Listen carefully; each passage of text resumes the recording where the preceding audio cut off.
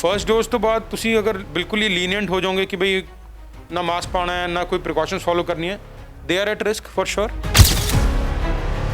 ਲਾਸ਼ਾਂ ਜਿਹੜੀਆਂ ਹੈਗੀਆਂ ਨਦੀਆਂ 'ਚ ਫੈਂਕਣੀਆਂ ਸ਼ੁਰੂ ਕਰ ਦਿੱਤੀਆਂ ਨੇ। ਗੰਗਾ ਦੇ ਉਦਾਹਰਣ ਆਈ ਹੈ, ਪਿੱਛੇ ਤਸਵੀਰਾਂ ਬਹੁਤ ਜ਼ਿਆਦਾ ਆਈਆਂ ਨੇ। ਇਹਦੇ ਨਾਲ ਵੀ ਅਸਰ ਪਏਗਾ ਵਾਤਾਵਰਣ 'ਚ, ਉਸ ਦੇ ਨਾਲ ਵੀ ਫੈਲੇਗਾ ਕਰੋਨਾ। ਬਿਲਕੁਲ ਜੀ, ਦੇਖਿए ਇੱਦਾਂ ਹੈ ਕਿ ਜਿਹੜਾ ਇਨਫੈਕਟਡ ਪਰਸਨ ਹੈ ਉਹਦਾ ਜੇ ਬੋਡੀ ਪਾਰਟੀਕਲ ਤੁਸੀਂ ਕਿਤੇ ਓਪਨ 'ਚ ਇੱਦਾਂ ਡਿਸਪੋਜ਼ ਕਰੋਗੇ ਤਾਂ ਇਨਫੈਕਸ਼ਨ ਸਪਰੈਡ ਹੋਣ ਦੇ ਚਾਂਸਸ ਤਾਂ ਡੈਫੀਨਿਟਲੀ ਰਹਿਣਗੇ।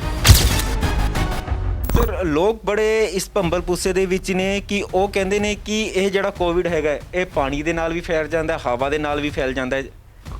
ਦੇਖੋ ਸਰ, ਕੋਵਿਡ ਦਾ ਕਿਵੇਂ ਹੈ, ਆਪਾਂ ਕਿਉਂ ਸ਼ੁਰੂ ਤੋਂ ਰეკਮੈਂਡ ਕਰ ਰਹੇ ਹਾਂ ਮਾਸਕ ਪਾਉਣਾ ਹੈ, 2 ਗਜ਼ ਦੀ ਦੂਰੀ ਰੱਖਣੀ ਹੈ। ਉਹਦਾ ਇੱਕ ਕਾਰਨ ਇਹ ਹੈ ਕਿ ਜਦ ਵੀ ਕੋਈ ਖਾਂਸੀ ਕਰਦਾ ਹੈ, ਬੋਲਦਾ ਹੈ, ਤਾਂ ਜਿਹੜੇ ਪਾਰਟੀਕਲ ਨੇ, ਕਿਉਂਕਿ ਕੋਵਿਡ ਕਿਵੇਂ 'ਚ ਹੈ ਰੈਸਪੀਰੇਟਰੀ ਟਰੈਕਟ 'ਚ ਹੈਗਾ ਆਪਣੇ, ਚਾਹੇ ਉਹ ਅਪਰ ਰੈਸਪੀਰੇਟਰੀ ਹੋਏ, ਗਲੇ 'ਚ ਹੋਏ, ਚਾਹੇ ਫੇਫੜਿਆਂ 'ਚ ਹੋਏ। ਜਦ ਉਹ ਬੰਦਾ ਖਾਂਸੀ ਕਰੇਗਾ, ਬੋਲੇਗਾ ਜਾਂ ਸਾਹ ਲਏਗਾ, ਉਹ ਜਿਹੜਾ ਵਾਇਰਸ ਉਹ ਬਾਹਰ ਆਏਗਾ। ਤੇ ਇਹ ਸਟੱਡੀਜ਼ ਵੀ ਕਹਿੰਦੀਆਂ ਨੇ ਕਿ ਕੁਝ ਦੇਰ ਤੱਕ ਉਹ ਵਾਤਾਵਰਣ 'ਚ ਰਹਿੰਦਾ ਹੈ, ਯਾਨੀ ਕਿ ਹਵਾ 'ਚ ਰਹਿੰਦਾ ਹੈ। ਇਸ ਕਰਕੇ ਆਪਾਂ ਨੂੰ ਮਾਸਕ ਪਾ ਕੇ ਰੱਖਣਾ ਮੈਂਡੇਟਰੀ ਹੈ। ਮੈਡੀਕਲਸ ਦੀ ਦੁਕਾਨ ਦੇ ਵਿੱਚ ਚਲੇ ਜਾਂਦੇ ਨੇ ਤੇ ਉੱਥੇ ਜਾ ਕੇ ਐਂਟੀਬਾਇਓਟਿਕ ਲੈ ਲੈਣੇ ਤੇ ਖਾਂਦੇ ਰਹਿੰਦੇ ਨੇ। ਇਹ ਸਾਰੀ ਚੀਜ਼ਾਂ ਸਹੀ ਨੇ? ਕੋਵਿਡ ਵਾਇਰਲ ਇਨਫੈਕਸ਼ਨ ਹੈ। ਪਹਿਲੀ ਗੱਲ ਤਾਂ ਵਾਇਰਲ ਇਨਫੈਕਸ਼ਨ 'ਚ ਐਂਟੀਬਾਇਓਟਿਕ ਦਾ ਕੋਈ ਬਹੁਤ ਜ਼ਿਆਦਾ ਰੋਲ ਨਹੀਂ ਹੁੰਦਾ। ਫਾਰਮੇਸੀ ਸ਼ਾਪ ਤੋਂ ਐਂਟੀਬਾਇਓਟਿਕਸ ਲੈ ਕੇ ਖਾਣਾ ਕਿ ਮੈਨੂੰ ਕੋਵਿਡ ਨਾ ਹੋਵੇ, ਬਿਲਕੁਲ ਗਲਤ ਹੈ। ਮੈਂ ਤਾਂ ਨਹੀਂ ਮੰਨਦਾ ਇਸ ਗੱਲ, ਕੋਈ ਵੀ ਨਹੀਂ ਮੰਨਦਾ। ਇਨਫੈਕਟ ਮੇਰੇ ਮੰਨਣ ਦੀ ਗੱਲ ਨਹੀਂ ਹੈ। ਨੋਬਡੀ ਇਜ਼ ਰਿਕਮੈਂਡਿੰਗ ਦਿਸ।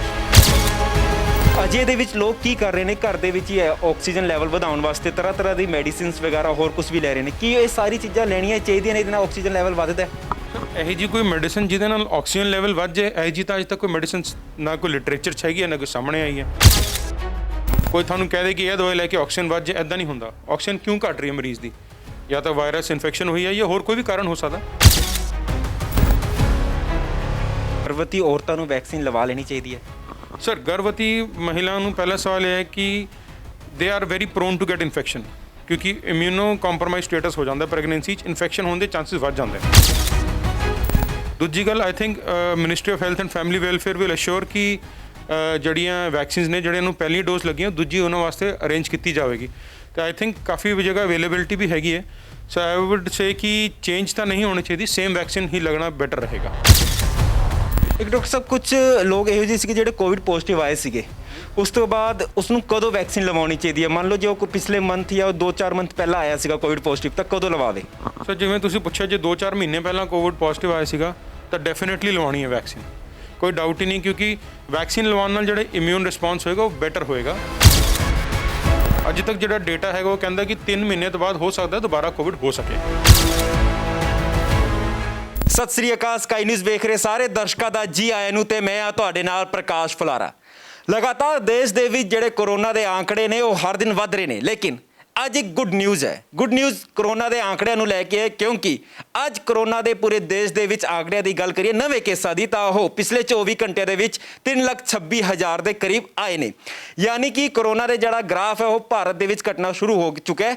ਲਗਾਤਾਰ ਵੈਕਸੀਨਸ ਲੱਗ ਰਹੀਆਂ ਨੇ, ਪੂਰੇ ਦੇਸ਼ ਦੇ ਵਿੱਚ ਲੱਗ ਰਹੀਆਂ ਨੇ। ਠੀਕ ਉਸੇ ਤਰ੍ਹਾਂ ਪੰਜਾਬ ਦੇ ਵਿੱਚ ਵੀ ਵੈਕਸੀਨ ਦਾ ਜ਼ੋਰਾਂ ਤੇ ਲੱਗ ਰਹੀ ਹੈ।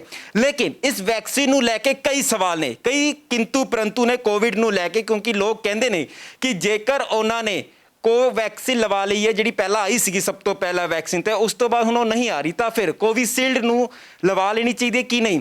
ਹੋਰ ਕਈ ਸਵਾਲ ਪ੍ਰੈਗਨੈਂਟ ਲੇਡੀਜ਼ ਨੂੰ ਵੀ ਲੈ ਕੇ ਨੇ ਕਿ ਆਖਰ ਗਰਭਵਤੀ ਔਰਤਾਂ ਨੂੰ ਕੀ ਵੈਕਸੀਨ ਲਵਾ ਲੈਣੀ ਚਾਹੀਦੀ ਹੈ? ਇਸ ਤੋਂ ਇਲਾਵਾ ਵੀ ਕਈ ਸਵਾਲ ਇਹ ਵੀ ਨੇ ਕਿ ਆਖਰ ਕਰੋਨਾ ਪਾਣੀ ਜਾਂ ਹਵਾ ਦੇ ਨਾਲ ਵੀ ਫੈਲਦਾ ਹੈ? ਇਹਨਾਂ ਸਾਰੇ ਸਵਾਲਾਂ ਦੇ ਜਵਾਬ ਲੈਣ ਵਾਸਤੇ ਅੱਜ ਮੇਰੇ ਨਾਲ ਨੇ ਫੋਰਟਿਸ ਹਸਪੀਟਲ ਮੋਹਾਲੀ ਦੇ ਡਾਕਟਰ ਮੋਹਿਤ ਕੌਸ਼ਲ ਜੀ। ਤੁਹਾਡਾ ਬਹੁਤ ਬਹੁਤ ਸਵਾਗਤ ਹੈ ਸਕਾਈ ਨਿਊਜ਼ ਪੰਜਾਬ ਦੇ ਵਿੱਚ।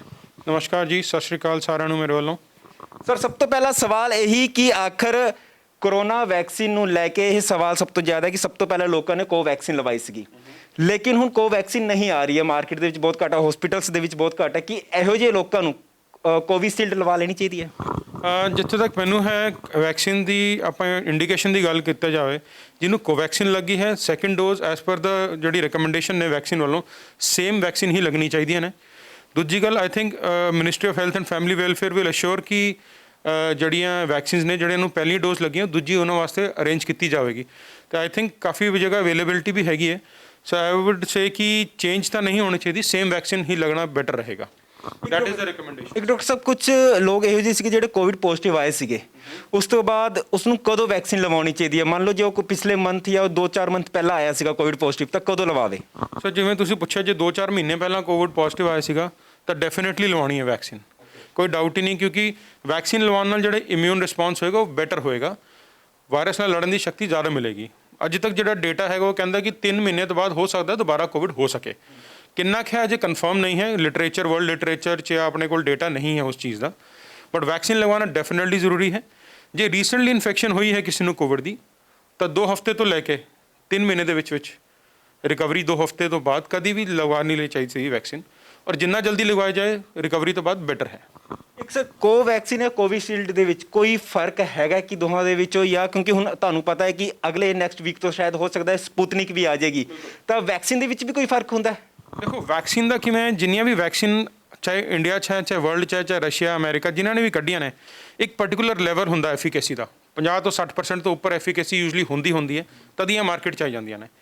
ਹੁਣ ਜਿਵੇਂ ਤੁਸੀਂ ਸਵਾਲ ਪੁੱਛਿਆ ਕਿ ਕੋਵੈਕਸੀਨ ਤੇ ਕੋਵਿਸ਼ੀਲਡ ਦੋਨਾਂ ਦਾ ਹੈਡ ਟੂ ਹੈਡ ਕੋਈ ਟਰਾਇਲ ਨਹੀਂ ਹੋਇਆ ਕਿ ਇਹ ਬੈਟਰ ਹੈ ਕਿ ਇਹ ਬੈਟਰ ਹੈ, ਲੇਕਿਨ ਇਹਨਾਂ ਦੀ ਐਫੀਕੇਸੀ ਐਟ ਪਾਰ ਹੋਏਗੀ, ਤਦ ਹੀ ਕਰਕੇ ਜਿਹੜੀਆਂ ਏਜੰਸੀਜ਼ ਨੇ ਜਿਨ੍ਹਾਂ ਨੇ ਇਹਨਾਂ ਨੂੰ ਅਥੋਰਾਈਜ਼ਡ ਕੀਤਾ ਹੈ ਤਾਂ ਹੀ ਮਾਰਕੀਟ 'ਚ ਕੱਢੀਆਂ ਨੇ। ਤੇ ਆਪਾਂ ਕੀ ਕਿ ਇੱਕ ਬੈਟਰ ਹੈ ਦੂਜੀ ਬੈਟਰ ਹੈ, ਇਹ ਕਹਿਣਾ ਤਾਂ ਕੋਈ ਲਾਜ਼ਮੀ ਨਹੀਂ ਇਸ ਟਾਈਮ ਤੇ, ਨਾਟ ਪੋਸੀਬਲ। ਸਵਾਲ ਜਿਹੜਾ ਸਭ ਤੋਂ ਜ਼ਿਆਦਾ ਇੱਕ ਪ੍ਰੈਗਨੈਂਟ ਲੇਡੀ ਨੂੰ ਵੀ ਲੈ ਕੇ ਹੈਗਾ ਹੈ ਕਿ ਗਰਭਵਤੀ ਔਰਤਾਂ ਨੂੰ ਵੈਕਸੀਨ ਲਵਾ ਲੈਣੀ ਚਾਹੀਦੀ ਹੈ? ਸਰ ਗਰਭਵਤੀ ਮਹਿਲਾ ਨੂੰ ਪਹਿਲਾ ਸਵਾਲ ਇਹ ਹੈ ਕਿ they are very prone to get infection, ਕਿਉਂਕਿ ਇਮਿਊਨੋ ਕੰਪਰੋਮਾਈਜ਼ ਸਟੇਟਸ ਹੋ ਜਾਂਦਾ ਪ੍ਰੈਗਨੈਂਸੀ 'ਚ, ਇਨਫੈਕਸ਼ਨ ਹੋਣ ਦੇ ਚਾਂਸਿਸ ਵੱਧ ਜਾਂਦੇ ਨੇ।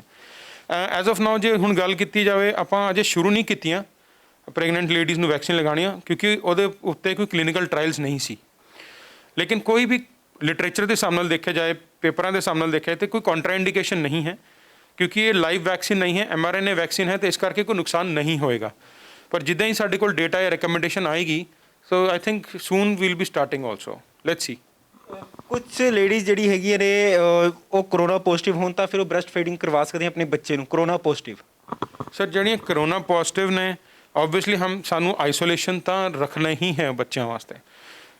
if the child who is not exposed to the mother या positive नहीं हुआ है, isolation is mandatory for them, but in few cases yeah, breastfeeding is done with the mask पा के with the sterilization techniques, it can be done. It basically depends upon the age group of ਬੱਚਾ, ਕਿੰਨੇ ਸਾਲ ਦਾ ਬੱਚੇ ਨੇ, ਕਿੰਨੇ ਮਹੀਨੇ ਦਾ in fact ਆਈ wood ਸੇ, ਤੇ ਕੀ ਰਿਕਮੈਂਡੇਸ਼ਨ ਨੇ, ਸਿਵੈਰਿਟੀ ਆਫ ਡਿਜ਼ੀਜ਼ ਮਦਰ ਨੂੰ ਕਿੰਨੀ ਨਹੀਂ, ਕਿੰਨੇ ਦਿਨ ਹੋ ਚੁੱਕੇ ਨੇ, ਉਸ ਤੇ ਡਿਪੈਂਡ ਕਰਦਾ।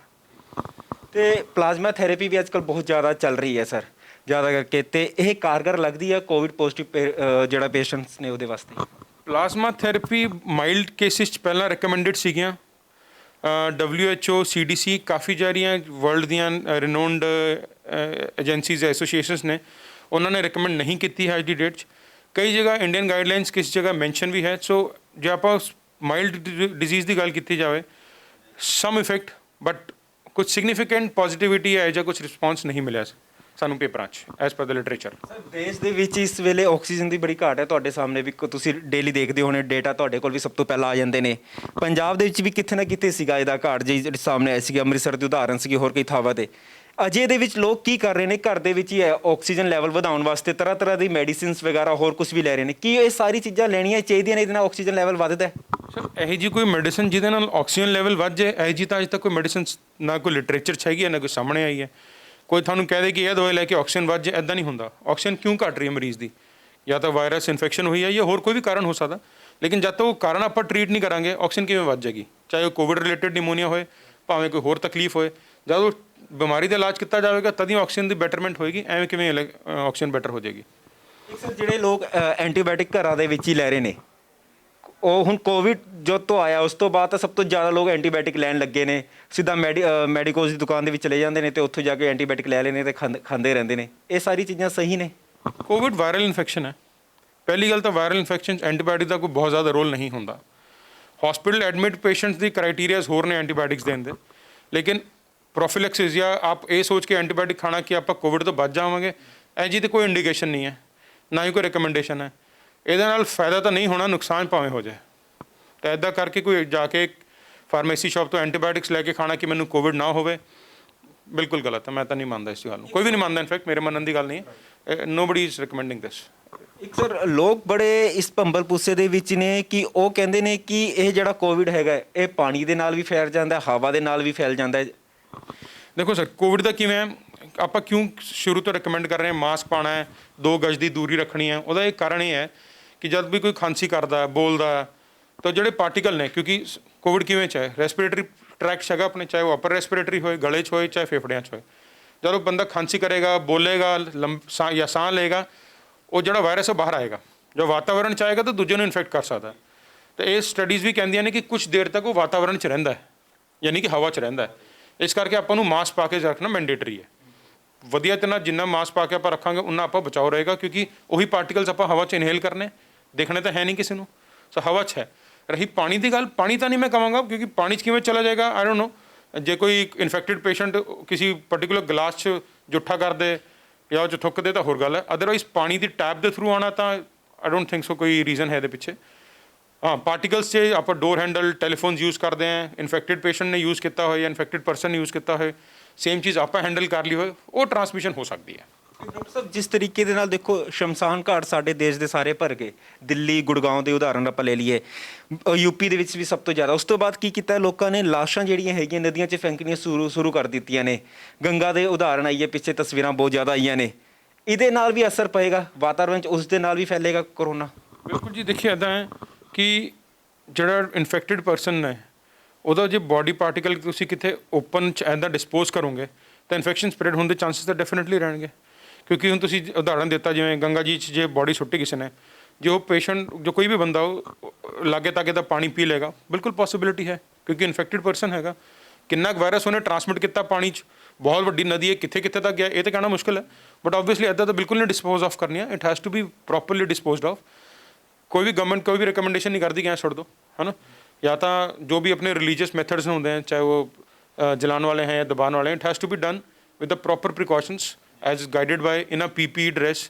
ਇੱਦਾਂ ਨਹੀਂ ਕਿ ਤੁਸੀਂ ਇੱਦਾਂ ਹੀ ਕਰ ਦਿਓ, this is not right, this is totally not right. ਇੱਕ ਸਰ ਜਿਹੜੇ ਵੈਕਸੀਨ ਲਵਾ ਰਹੇ ਨੇ ਹੁਣ ਤਾਂ 18 ਸਾਲ ਤੋਂ ਪਲੱਸ ਵਾਲਿਆਂ ਨੂੰ ਵੀ ਵੈਕਸੀਨ ਲੱਗ ਰਹੀ ਹੈ, ਅਜੇ ਇਹਦੇ ਵਿੱਚ ਸਾਵਧਾਨੀਆਂ ਕੀ ਵਰਤਣੀਆਂ ਚਾਹੀਦੀਆਂ ਨੇ? ਕਿਉਂਕਿ ਉਸ ਤੋਂ ਬਾਅਦ ਵੀ ਲਗਾਤਾਰ ਵੈਕਸੀਨ ਦੀ ਫਸਟ ਡੋਜ਼ ਲੈਣ ਤੋਂ ਬਾਅਦ ਵੀ ਕੋਵਿਡ ਪੋਜ਼ਿਟਿਵ ਜਿਹੜੇ ਹੈਗੇ ਨੇ ਹੋ ਰਿਹਾ, ਉਹ ਲੋਕਾਂ ਨੂੰ ਕੋਵਿਡ ਆਪਣਾ ਅਸਰ ਦਿਖਾ ਰਿਹਾ। ਇਹੋ ਜਿਹੇ ਲੋਕਾਂ ਨੂੰ ਸਾਵਧਾਨੀਆਂ ਦੱਸੋ ਸਰ ਕੀ ਹੈ? ਸਰ ਸਾਵਧਾਨੀਆਂ ਦੇਖੋ, ਭਾਵੇਂ 2 ਵੈਕਸੀਨ ਲੱਗਣ ਤੋਂ ਬਾਅਦ ਵੀ, ਦੂਜੀ ਡੋਜ਼ ਲੱਗਣ ਤੋਂ ਵੀ 2 ਤੋਂ 3 ਹਫ਼ਤੇ ਬਾਅਦ ਪ੍ਰੋਪਰ ਐਂਟੀਬੋਡੀਜ਼ ਬਣਦੇ ਨੇ ਕੋਵਿਡ ਤੋਂ ਲੜਨ ਦੇ। ਪਹਿਲੀ ਡੋਜ਼ ਤੋਂ ਬਾਅਦ, ਵੈਕਸੀਨੇਸ਼ਨ ਤੋਂ ਬਾਅਦ ਇੱਦਾਂ ਨਹੀਂ ਕਿ ਐਂਟੀਬੋਡੀਜ਼ ਨਹੀਂ ਬਣਦੇ, ਬਟ ਨਾਟ ਵੈਰੀ ਸਿਗਨੀਫਿਕੈਂਟ। ਤਾਂ ਡਿਜ਼ੀਜ਼ ਤਾਂ ਆਪਾਂ ਨੂੰ ਵੈਕਸੀਨ ਤੋਂ ਬਾਅਦ, ਦੂਜੀ ਡੋਜ਼ ਤੋਂ ਬਾਅਦ ਵੀ ਹੋ ਸਕਦੀ ਹੈ। ਵੈਕਸੀਨ ਦਾ ਮਤਲਬ ਇਹ ਹੈ ਕਿ ਇੱਕ ਤਾਂ ਡਿਜ਼ੀਜ਼ ਸਿਵੈਰਿਟੀ ਤੋਂ ਬਚਾਏਗੀ, ਇੱਕ ਪੇਸ਼ੈਂਟ ਦੀ ਜਾਨ ਦੇ ਖਤਰੇ ਤੋਂ ਬਚਾਉਂਦੀ ਹੈ। ਕਿਉਂਕਿ ਕੋਈ ਵੀ ਵੈਕਸੀਨ ਵਰਲਡ 'ਚ 100% ਨਹੀਂ ਹੁੰਦੀ, ਇਸ ਕਰਕੇ ਪ੍ਰੀਕਾਸ਼ਨਸ ਤਾਂ ਫੋਲੋ ਕਰਨੀਆਂ ਹੀ ਕਰਨੀਆਂ ਨੇ। ਫਰਸਟ ਡੋਜ਼ ਤੋਂ ਬਾਅਦ ਤੁਸੀਂ ਅਗਰ ਬਿਲਕੁਲ ਹੀ ਲੀਨੀਅੰਟ ਹੋ ਜਾਓਗੇ ਕਿ ਬਈ ਨਾ ਮਾਸਕ ਪਾਉਣਾ ਹੈ, ਨਾ ਕੋਈ ਪ੍ਰੀਕਾਸ਼ਨਸ ਫੋਲੋ ਕਰਨੀ ਹੈ, they are at risk for sure. ਦੂਜੀ ਗੱਲ ਇਹ ਨਹੀਂ ਹੈ ਕਿ ਵੈਕਸੀਨ ਲੱਗ ਗਈ ਤਾਂ ਯੂ ਆਰ ਇਮਿਊਨ 100%, ਹੈ ਨਾ। ਪ੍ਰੀਕਾਸ਼ਨਸ ਤਾਂ ਫੋਲੋ ਕਰਨੀਆਂ ਹੀ ਕਰਨੀਆਂ ਨੇ। It has to be very mandatory, because ਅਜੇ ਤੱਕ ਸਾਡੇ ਕੋਲ ਡੇਟਾ ਨਹੀਂ ਆਇਆ ਕਿ ਲੌਂਗ ਟਰਮ ਕਿੰਨੀ ਦੇਰ ਤੱਕ ਆਪਾਂ ਇਮਿਊਨ ਹੈ, ਪਹਿਲੀ ਗੱਲ। ਸੈਕਿੰਡ ਸ਼ਾਟ ਤੋਂ ਬਾਅਦ ਕੋਈ ਦੁਬਾਰਾ ਸ਼ਾਟਸ ਲੱਗਣੇ ਕਿ ਨਹੀਂ ਲੱਗਣੇ, ਵਿਦ ਦ ਟਾਈਮ ਸਾਨੂੰ ਪਤਾ ਚੱਲੇਗਾ ਕਿ ਕੋਈ ਬੂਸਟਰ ਸ਼ਾਟ लगवाने हैं, एवरी ईयर लगवाना है, नहीं लगवाना है, with the literature, because the world is ਹੁਣ ਦੁਨੀਆ ਪਤਾ ਕਰ ਰਹੀ ਹੈ, ਪਤਾ ਚੱਲ ਰਿਹਾ ਕਿ ਕੀ ਹੋਣਾ ਹੈ ਨਾ। ਇਟਸ ਨਿਊ ਫॉर एवरीवन, ਸਾਰਿਆਂ ਵਾਸਤੇ ਨਵੀਂ ਚੀਜ਼ ਹੈ। So once it comes to the papers, guidelines, ਉਸ ਹਿਸਾਬ ਨਾਲ ਫਿਰ ਫਾਰਵਰਡ ਮੂਵ ਕੀਤਾ ਜਾਵੇਗਾ। ਬਹੁਤ ਬਹੁਤ ਸ਼ੁਕਰੀਆ ਤੁਹਾਡਾ ਸਾਡੇ ਨਾਲ ਜੁੜਨ ਤੇ ਇਹ ਸਨ ਡਾਕਟਰ ਮੋਹਿਤ ਜੀ, ਫੋਰਟਿਸ ਹਸਪੀਟਲ ਦੇ ਕੰਸਲਟੈਂਟ, ਜਿਨ੍ਹਾਂ ਨੇ ਦੱਸਿਆ ਕਿ ਆਖਰ ਕਿਸ ਤਰੀਕੇ ਨਾਲ ਤੁਸੀਂ ਕੋਰੋਨਾ ਤੋਂ ਖੁਦ ਦੀ ਹਿਫਾਜ਼ਤ ਕਰ ਸਕਦੇ ਹੋ। ਕੋਰੋਨਾ ਹਦਾਇਤਾਂ ਦੀ ਜਿਹੜੀ ਇੱਕ ਗੱਲ ਬਾਰ-ਬਾਰ ਕਹੀ ਜਾ ਰਹੀ ਹੈ ਨਾ ਪਿਛਲੇ ਸਾਲ ਤੋਂ ਲਗਾਤਾਰ, ਕਿ ਮਾਸਕ ਪਾਓ, 2 ਗਜ਼ ਦੀ ਦੂਰੀ ਤੇ ਭੀੜ ਤੋਂ ਬਚੋ, ਇਹ ਬਹੁਤ ਜ਼ਿਆਦਾ ਜ਼ਰੂਰੀ ਹੈ। ਇਸ ਤੋਂ ਇਲਾਵਾ ਵੈਕਸੀਨ ਨੂੰ ਲੈ ਕੇ ਜੋ ਵੀ ਤੁਹਾਡੇ ਮਨਾਂ ਦੇ ਵਿੱਚ ਜੋ ਵੀ ਸਵਾਲ ਸੀ, ਉਹ ਸਾਰੇ ਸਵਾਲ ਡਾਕਟਰ ਸਾਹਿਬ ਨੇ ਉਹਨਾਂ ਦੇ ਜਵਾਬ ਤੁਹਾਨੂੰ ਦਿੱਤੇ ਨੇ। ਹੁਣ ਇਹ ਲੱਗਦਾ ਹੈ ਕਿ ਨਹੀਂ, ਜਿਹੜੇ ਲੋਕ ਹਾਲੇ ਤੱਕ ਵੈਕਸੀਨ ਲਗਾਉਣ ਤੋਂ ਬਚ ਰਹੇ ਸੀ ਜਾਂ ਗੁਰੇਜ਼ ਕਰ ਰਹੇ ਸੀ, ਹੁਣ ਉਹ ਵੈਕਸੀਨ ਜ਼ਰੂਰ ਲਗਵਾਉਣਗੇ।